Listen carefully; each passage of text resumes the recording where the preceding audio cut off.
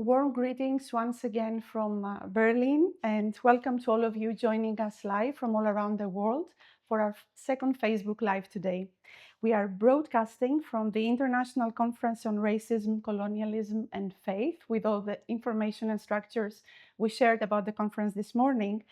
The conference is organized by the World Council of Churches with three very committed partners that WCC has in Germany: the Protestant Church of Germany, the Association of Protestant Churches and Missions, and Bread for the World. This is a landmark gathering, as we described it this morning, that takes place in the very city more than 140 years ago. This is the city where the 1884-1885 Berlin Conference divided the African continent among colonial European powers, completely ignoring the voices and rights of the African peoples.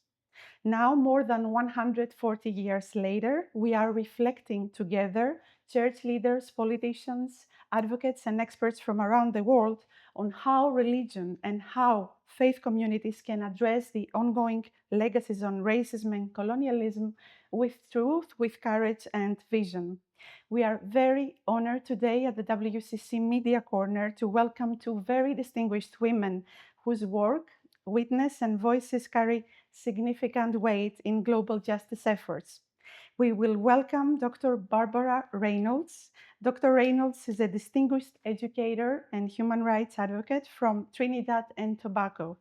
She currently serves as chair of the United Nations Working Group of Experts on People of African Descent, a key mechanism of the United Nations Human Rights Council tasked with studying and addressing the challenges faced by people of African descent globally and making recommendations for transformative change.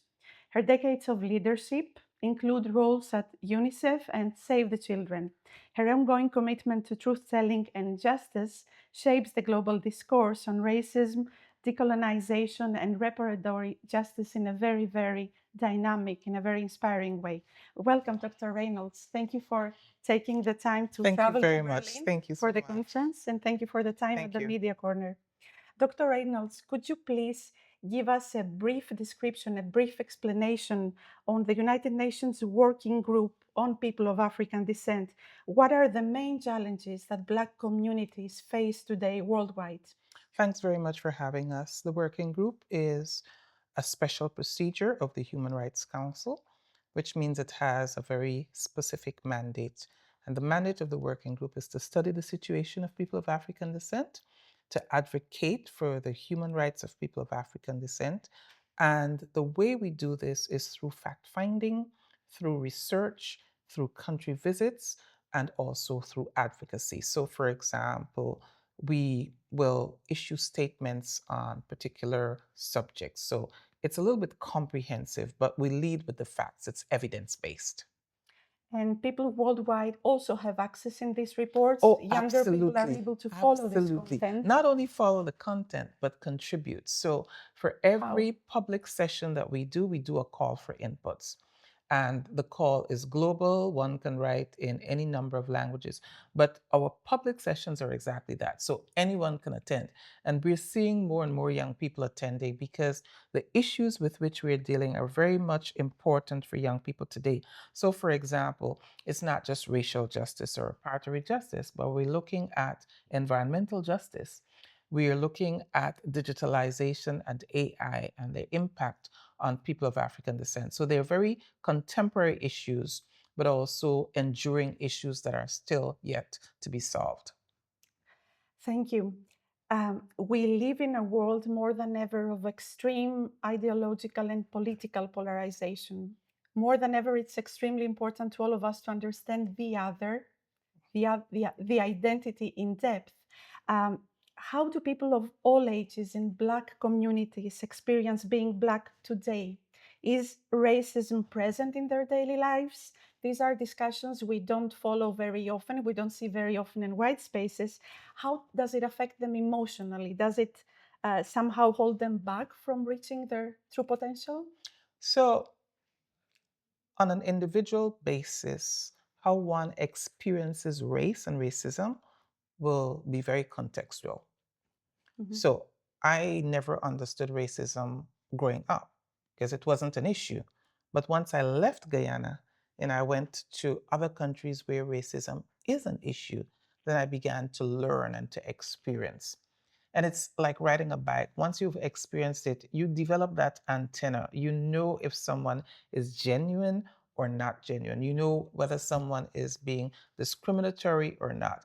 And sometimes it's subtle and sometimes it's very explicit. If you look at policing, for example, if a young person is stopped by a police person because maybe the hair or the music or the hoodie or the trousers, then they know.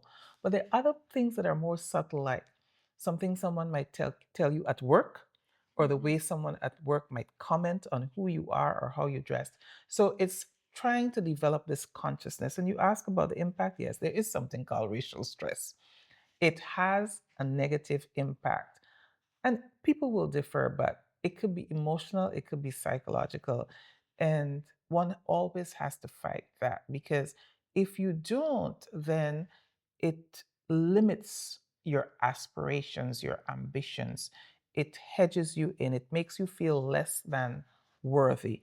And once that happens, you know how it goes. But at the same time, I have to say that I think young people are a little bit more open than perhaps my generation is. And it's cultural, it's also generational. You know, young people eat anything every day, they dress the same, they talk the same. And I think a lot of the bias and discrimination is what we kind of feed them on. We kind of keep telling them, you know, what we know, what we experience. But I think if left on their own, they'll sort themselves out. So there's some work for us to do, and not just young people. Thank you. You mention quite often reparatory justice in terms of addressing racism, but can you explain how this approach, how this mechanism can connect overall? You also mentioned it this morning in your sharing in the plenary. Is it also connected with a broader mechanism on the human rights, human dignity, especially since we are in a faith-based space, the fullness of life for all people? How can this framework actually help us understand justice in the depth that religion, that faith has? It's interconnected. They're interconnected somehow, right? There are two things I should mention here. In a space where people share the same faith, it's very easy to look at one's faith and the Bible as a basis for talking about this. Where human rights come in, human rights, the principle, the ideal, the discourse, the discipline, is when people are of different religions or different political parties. What human rights does is brings people from a diversity of views, political, economic, social, together. It's something they have in common.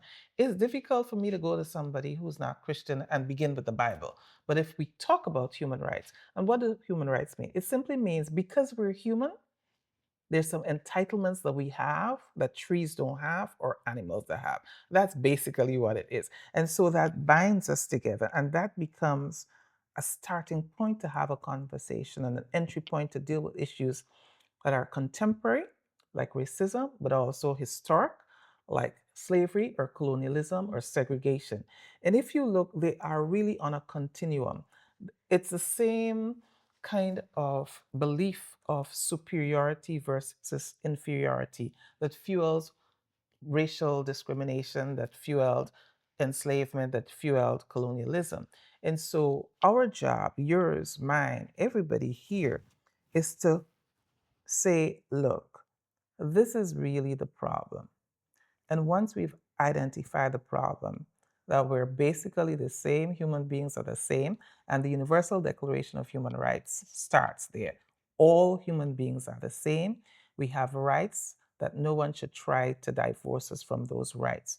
If we start with that, and we say we have a problem, then we can talk about the solutions. But if we don't admit that we have a problem, we can't talk about solutions. With all the values and all With the all, principles that yes, faith can introduce into yes, this yes. discussion. And as a practicing Christian, you know, this morning I quoted Micah 6:8 because I really do believe, just as the Bible says, what the Lord requires of us is to do justly, but to also love mercy.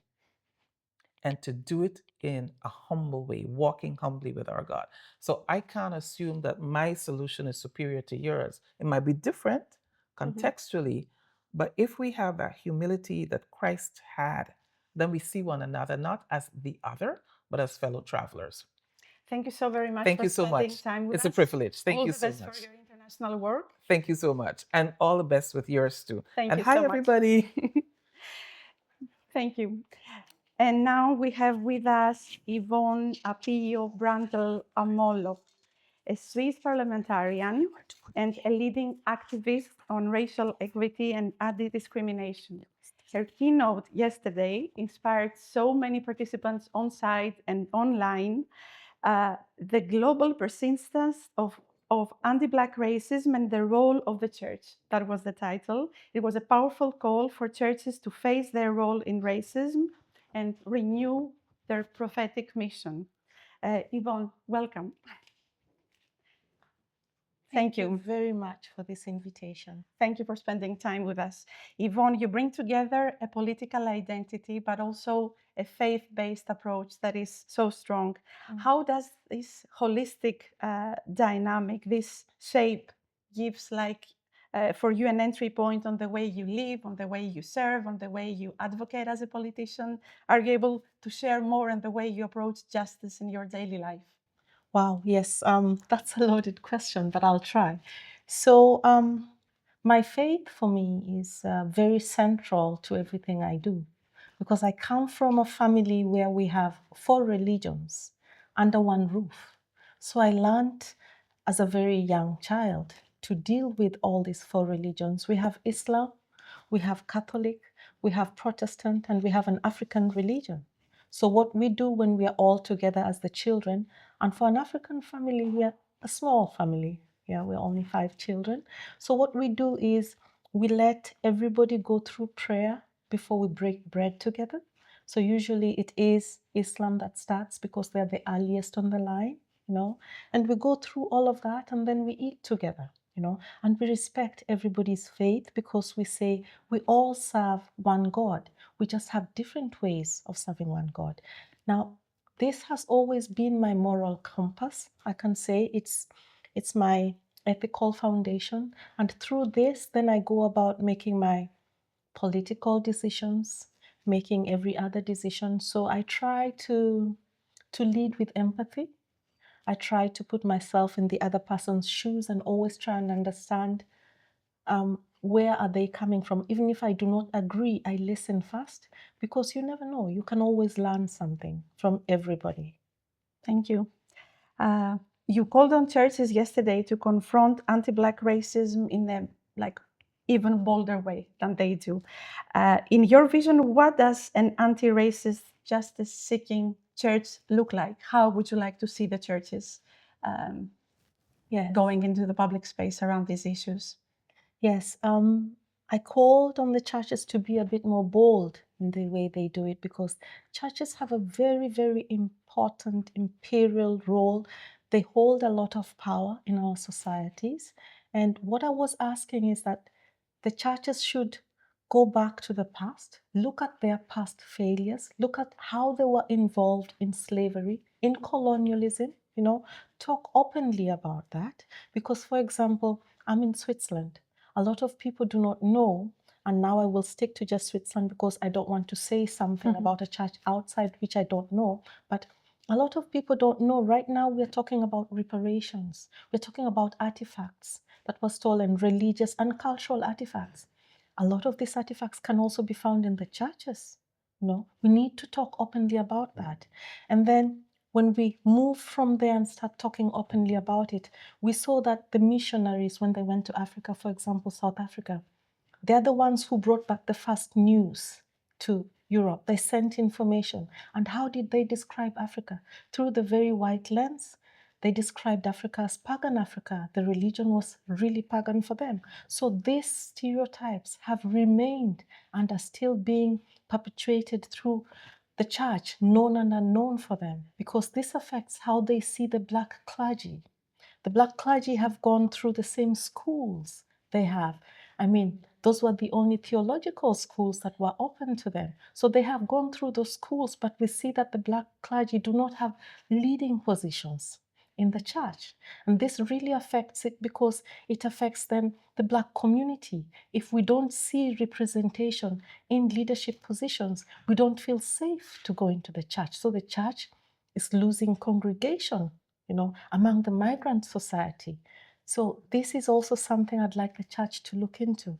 Then going into the future, I'd like the church to work more with the communities, to work more also with people in parliament. There are people like me who understand that the church's power is secular, parliament is also secular, but we can work together, do collaborations together without stepping on each other's toes. We can share the power for the good of the community.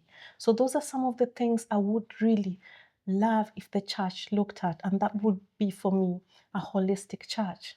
So you definitely see this shift of paradigm and this systemic change beginning from the church leadership in praxis, not in theory, and then moving to the people. Yes, I definitely do, because we also see in Africa the youth look more towards the spiritual and religious leaders more than they look towards the political leaders. Let's go specifically in Europe, like as a Black woman, but also as a public leader, what kind of structural changes do you believe that are most urgent to achieve in this framework of achieving racial equity, I would say? Yes, I already touched a little bit on it, meaning the church working closely with the political leaders, sharing that space. I was really humbled and glad for this invitation.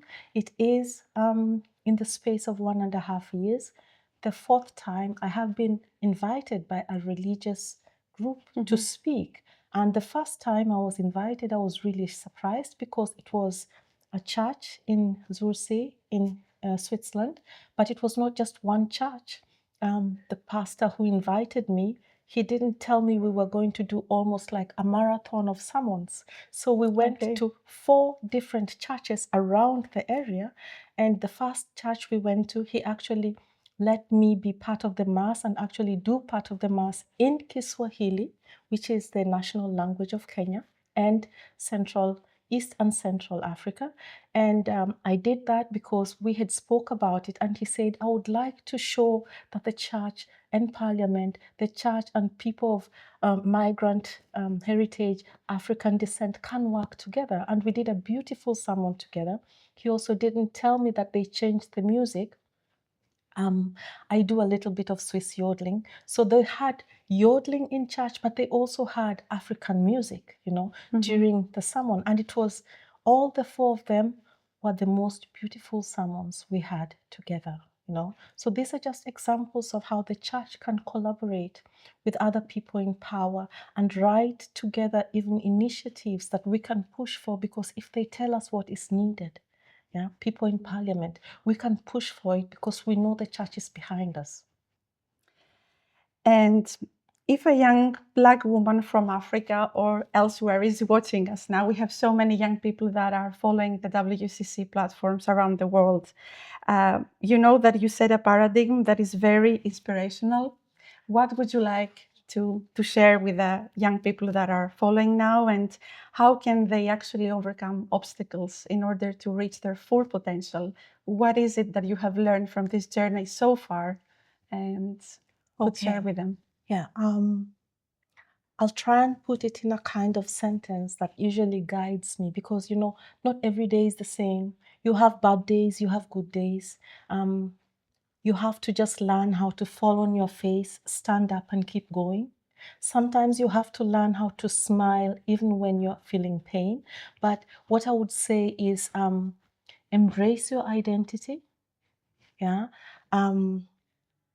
Embrace your identity, let your voice shine, follow your passions, but be ready also to face the obstacles. Build networks by uplifting other people. Be open to learn, but stay authentic to yourself. That is also really, really important. And then this I also always forget, celebrate all your small wins, all of them, because they come together to make a big win.